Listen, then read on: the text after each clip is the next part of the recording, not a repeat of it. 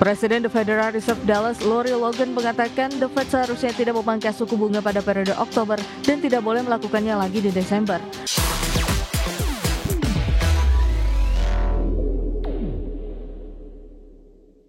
Presiden The Fed Dallas Lori Logan mengatakan The Fed seharusnya tidak memangkas suku bunga pada periode Oktober dan tidak boleh melakukannya lagi di Desember.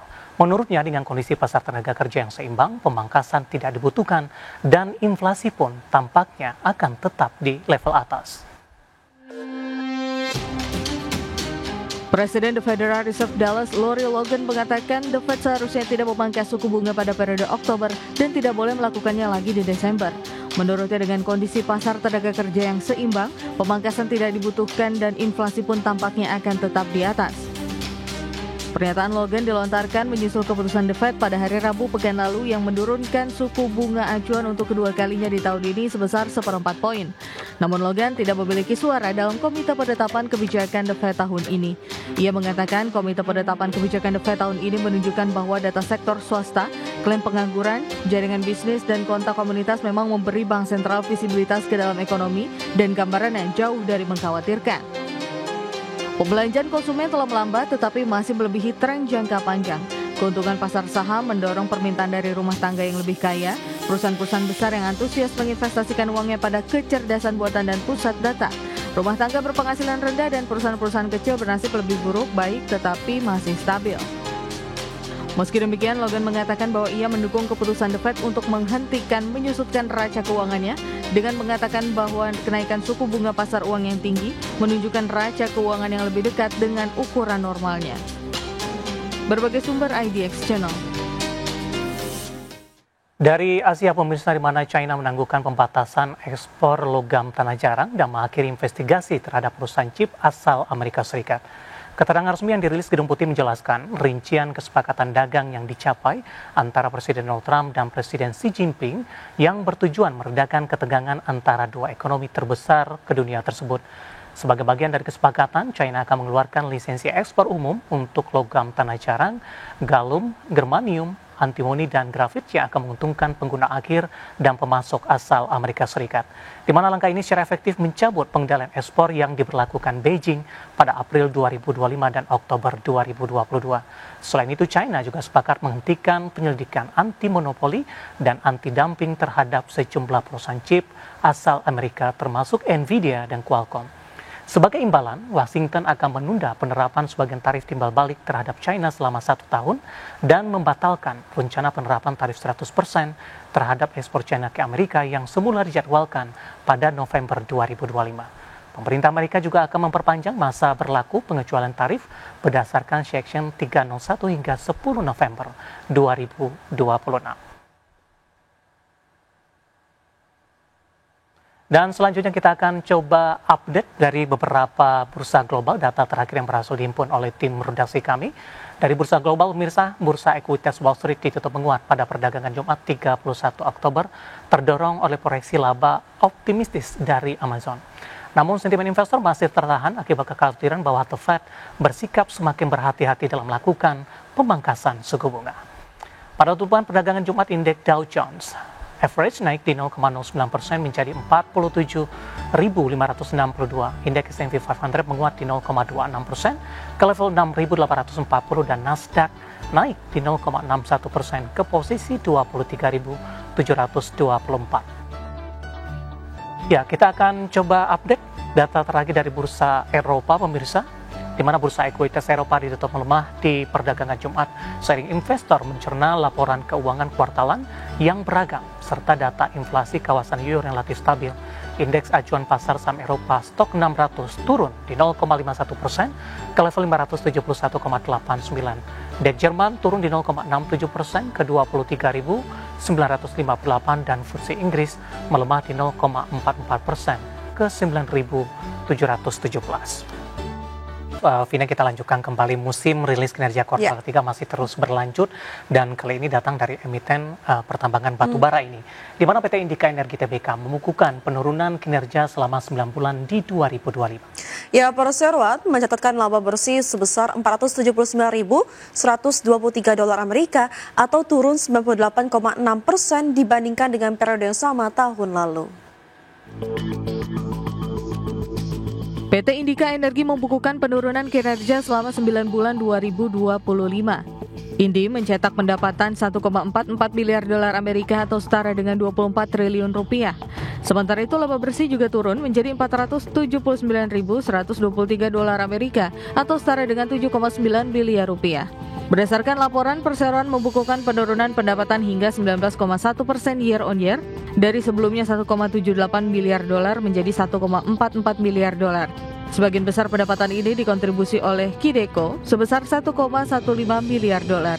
Sementara itu lini bisnis lainnya yaitu Indika Resources mencetak pendapatan sebesar 47,2 juta dolar, Tripatra sebesar 176,2 juta dolar, Interport sebesar 93,1 juta dolar, dan pendapatan lain-lain sebesar 59,5 juta dolar. Adapun turunnya pendapatan ini menurut manajemen disebabkan terutama oleh penurunan kontribusi dari Kideko karena penurunan harga jual rata-rata dan dari Indika Resources karena penurunan volume perdagangan. Perseroan tercatat membukukan laba bersih sebesar 479.123 atau setara dengan 7,9 miliar rupiah. Laba bersih turun 98,6% dibandingkan dengan periode yang sama tahun lalu. Berbagai sumber IDX Channel. Emiten retail PT Mitra Adi Perkasa Tbk atau MAPI mencatatkan laba bersih sebesar 1,37 triliun rupiah hingga kuartal 3 2025. Berdasarkan laporan keuangan, laba bersih MAPI naik 5,75% secara tahunan dibandingkan laba bersih periode yang sama tahun lalu senilai 1,29 triliun rupiah. Seiring dengan pertumbuhan laba, MAPI mencatatkan peningkatan pendapatan bersih 8,76% year on year menjadi 30,03 triliun rupiah per kuartal 3 2025 dibandingkan 27,61 triliun rupiah pada periode yang sama di tahun 2024. Ya, pendapatan MAPI dari segmen usaha penjualan retail mencapai 25,45 triliun rupiah atau naik 10,68% year on year. Kemudian pendapatan dari segmen usaha department store naik 0,68% menjadi 2,11 triliun rupiah. Akan tetapi segmen usaha kafe dan restoran MAPI mencatatkan pelemahan pendapatan di 2,75% year on year menjadi 2,35 triliun rupiah. Dan selanjutnya kita akan menghadirkan beberapa informasi dari mancanegara, di mana konferensi tingkat tinggi Asia Pacific Economic Cooperation atau KTT APEC 2025 di Gyeongju, Republik Korea, Presiden Prabowo Subianto menegaskan manfaat teknologi artificial intelligence atau AI untuk mengatasi kemiskinan dan mencapai swasembada pangan.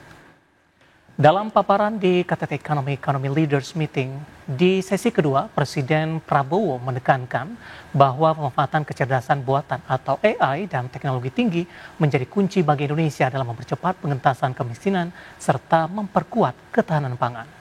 Presiden menegaskan bahwa pemerintah berkomitmen untuk menuntaskan kemiskinan dan kelaparan dengan langkah cepat dan terukur dalam pembangunan nasional. Ya, selain itu, Kepala Negara menjelaskan bahwa Indonesia kini mulai memetik hasil nyata dari penerapan kecerdasan buatan di sektor pertanian. Menurut Presiden Prabowo, teknologi modern memungkinkan peningkatan produktivitas pangan nasional hingga mencapai swasembada beras. Selain itu, Presiden juga menekankan komitmen pemerintah untuk memperkuat pendidikan dan keterampilan digital bagi masyarakat, di mana penguasaan teknologi menjadi kunci bagi kemajuan bangsa dan hanya dapat dicapai melalui kolaborasi erat di kawasan Asia Pasifik. We are concentrating all our efforts, and that's why we are feeling that we can benefit from AI. We are using AI in agriculture to have a precise and modern agriculture techniques, and this has made us self-sufficient in rice and corn production in 1 year. Our target was 4 years self-sufficiency, but the use of high-tech precision farming and AI has enabled us to increase our production to the highest level in the history of. Berikutnya pemirsa, di sela-sela KTT APEC 2025 di Korea Selatan, Presiden Prabowo Subianto melakukan pertemuan bilateral dengan Presiden Republik Korea Lee Jae-myung. Dalam forum bilateral ini, Korea Selatan sepakat tertarik untuk kerjasama pengembangan mobil nasional di Indonesia. Pertemuan bilateral Indonesia dan Korea Selatan berlangsung di sela-sela Konferensi Tingkat Tinggi Kerjasama Ekonomi Asia Pasifik atau APEC 2025 yang mencerminkan komitmen kedua negara untuk memperkuat kemitraan strategis di berbagai bidang. Salah satu kerjasama investasi adalah pengembangan mobil nasional berbasis listrik di Indonesia.